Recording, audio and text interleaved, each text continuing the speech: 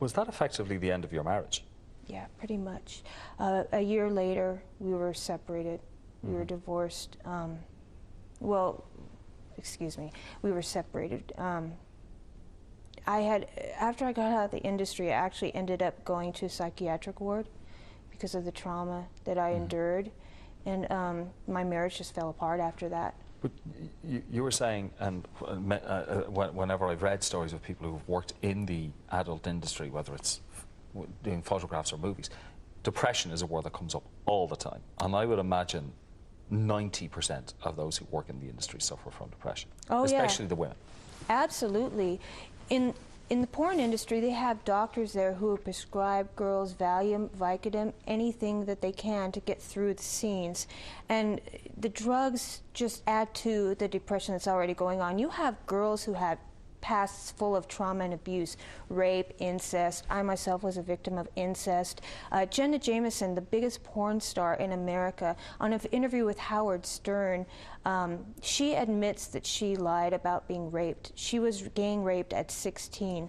Yes, but you don't admit that when you're in the porn industry. That's not the kind of thing you talk about. So it's kind of just like in society, you know, you hide it under the rug. Belladonna, one of the biggest girls in the industry, had an interview with Diane Sawyer in the States. And when Diane Sawyer asked her why she could smile while talking about all this pain from her past, she just said, you know, I want everybody to think I'm happy and that I'm enjoying life and that, you know, I'm together, when in actuality I am not. 90% of the girls in the industry have suffered sexual abuse and trauma in their past, and the drugs just fuel that. And then they put themselves through more abuse, but this time in front of a camera. Yes, it's more victimization. It's more victimization. You know, you have an industry where these girls are just, they're so broken inside, and they have gone through so much. And the porn industry feeds off of that, because these are the kind of girls who are coming and making movies, and the porn industry feeds off that. You talk to any porn star who has been in the industry who is honest with you, and she will tell you either some sort of neglect, abuse, rape in her background. It's very, very typical. Okay. So how did you save yourself? How did you get yourself back on track to where you are today? When I got out of the industry, I still struggled with depression. I was trying to, you can never really get over what it is. I mean, what you've gone through, but you can learn how to cope with it. And so I went through serious depression, even after I got out of the industry. And it was just years of just recovery. I found other people who had been in the industry like myself that I could talk to. I work with a foundation called the Pink Cross, and we actually help girls get out of the industry who want out. Hundreds of girls come to us wanting out of the industry. They hate it, and we offer them that way out, because when you leave the industry, you think you're totally alone. You think no one understands. No one, you know, no one can relate. But, you know, the fact that, you know, we put ourselves out there, even though it's not easy, but, you know, just being able to, you know, to help these girls out from this horrible place. And that was a big part of my recovery, is finding these like-minded people who had been where I have been, and able to just, you know, we encourage each other, and, you know, we're able to open up, whereas most people just wouldn't understand. Yeah. So you're in a much happier place today. I mean, it's been 9 years since you left the industry. Yes. How are you today? I'm doing well. You know, I have a steady job. My life is grounded again. And Chris, you've a 12-year-old daughter? Yes, yes.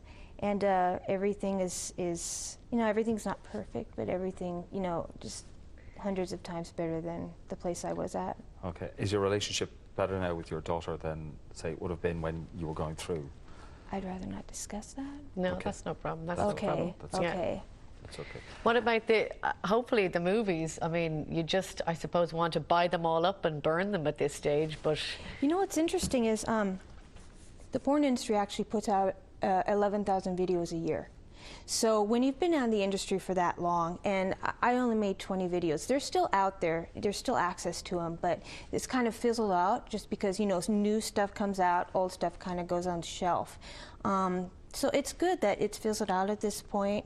I'm not really recognized anymore, So I was able to kind of leave that part of my life behind. Even just doing 20 films, was there a stage where you were being recognized? I was recognized, yeah. There was I had been for that long, and I only made 20 videos. They're still out there. There's still access to them, but it's kind of fizzled out just because, you know, new stuff comes out, old stuff kind of goes on the shelf. So it's good that it's fizzled out at this point. I'm not really recognized anymore, so I was able to kind of leave that part of my life behind. Even just doing 20 films, was there a stage where you were being recognized? I was recognized, yeah. I had been out of the industry for about 2 years, and someone actually came up to me and said, you know, I know you, you know, I've enjoyed your work, me and my husband watch you. And it was really interesting. At that point, I didn't think that that would happen, you know, because I'd already been out of the industry for 2 years. But yeah, but you know, yeah, I mean, your material is still available. How do you feel about people who watch porn? Because without an audience, there's no need to make a movie. I don't think they have the whole truth. I think that they're buying into the lie that the porn industry puts out there, because what you see on the video isn't what's really taking place. You know, you don't see in between scenes where, you know, girls are physically sick because of the trauma. You know, you don't see the porn stars out back, you know, or snorting coke in the bathroom or out back getting high, trying to cope with it.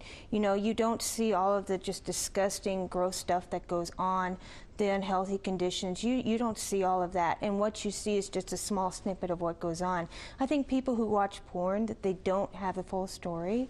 Of course, I suppose it would be an easy trap to fall into, because, you know, you're looking at something that's put out there as glamorous and erotic. You know, you're trying to look sexy, and, you know, put yourself out as this together, you know, sexually uninhibited person, when in actuality you hate the sex. You want to leave. I remember on my first porn set, as I was filming, I remember the thought that kept going through my mind is, this will be over soon, this will be over soon. Just, you know, another hour or so, this will be over soon. Once you're done, you're so relieved that it's over. You just want to get your money and leave. And people don't see that. What people see is that girls enjoying themselves, having a good time, when in actuality that is not the case at all. Well, April, thank you so much for coming on story this morning. Can I just say one more thing? I'm sorry. Yeah. I just want to say that anyone who watches porn, even just clicks on an internet site, is actually contributing to the victimization and degradation of these women. And I think it's important for people to know that, because they need to know the kind of industry that they're contributing to. April, thank you very much. You filled us in on behind the scenes today, and thanks for that. It was very enlightening. Thank you. Thank you.